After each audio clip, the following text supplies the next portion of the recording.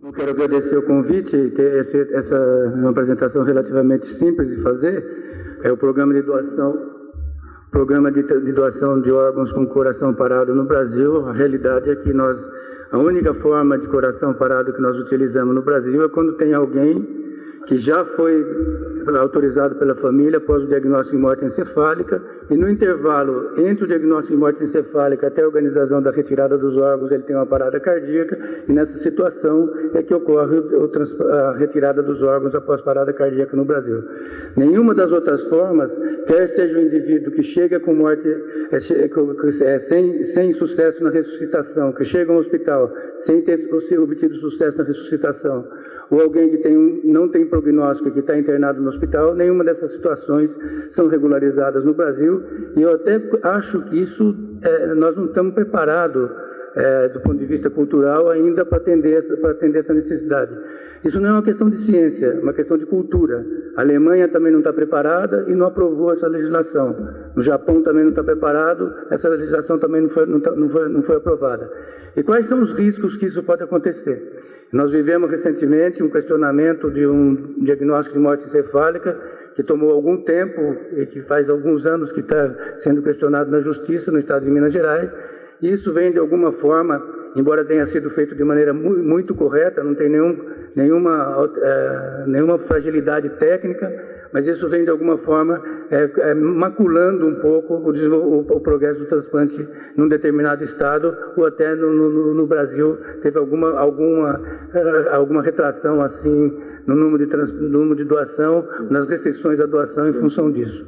Eu entendo que situações como o diagnóstico de morte encefálica, nós temos cerca de 10 horas ou 12 horas para abordar a família e obter um consenso da família, e a família autorizar a doação ou não. Na questão, quando o diagnóstico é diagnóstico de morte por parada cardíaca, nós temos muito pouco tempo, 1 hora ou no máximo 2 horas, para que a família seja abordada. E nessa situação, dificilmente você vai obter um consenso da família. Se eu tivesse uma situação como essa dentro da minha família, dificilmente eu aceitaria a doação, porque dificilmente eu ia chegar a um consenso dentro da minha família de que eu pudesse sozinho autorizar a doação. E basta um indivíduo depois da família questionar esse diagnóstico, ou de alguma forma, alguma dessas notícias ser levadas a uma apresentação na imprensa que seja negativa ao programa de transplante, tudo aquilo que nós crescemos até agora, nós vamos ter um refluxo muito grande. Além disso, no Brasil ainda nós temos 12,6 ou 13 doadores por milhão de habitantes por ano.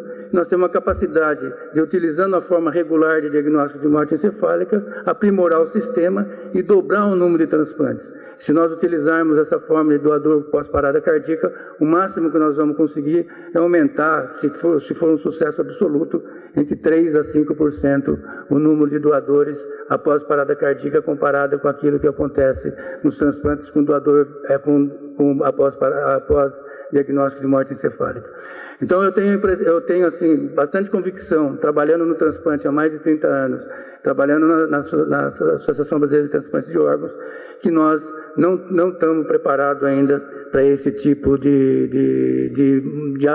pode ser até de avanço ou não, mas para esse tipo de modalidade no transplante.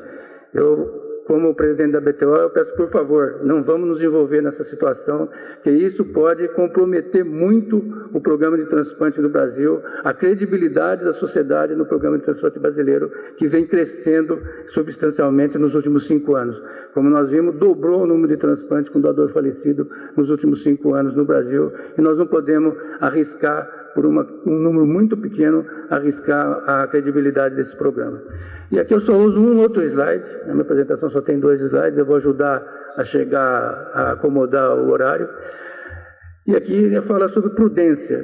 Eu entendo que do ponto de vista técnico, do ponto de vista científico, talvez isso não seja um absurdo, mas do ponto de vista cultural e do ponto de vista de prudência, isso está bem definido nessa frase, que é uma entrevista ao Conselho Regional de Medicina, do Diego Gracia, que é um professor de bioética de Madrid, e que ele começa citando Aristóteles, que já dizia que os atos morais devem ser prudentes.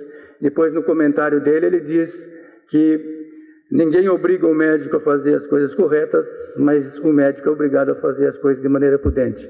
E eu considero uma imprudência muito grande nós tomarmos esse tipo de direção nesse momento. Pode ser que daqui 5 ou 10 anos a nossa sociedade, o nosso programa de transplante esteja tão inserido dentro da nossa cultura que aí sim nós podemos dar esse passo seguinte. Não sei se é para frente agora, ele não seria um passo para frente, pode ser que daqui 10 anos ele seja um passo para frente. Então eu peço, como presidente da Sociedade Brasileira de Transplante de Órgãos, ou até talvez representando aqui o conselho da BTO, o Walter pode comentar depois, por favor, não é o momento para nós nos engajarmos nesse tipo de ação. Isso seguramente pode trazer um risco muito grande para o programa de transplante brasileiro, que está crescendo e tem a credibilidade da nossa população. Muito obrigado.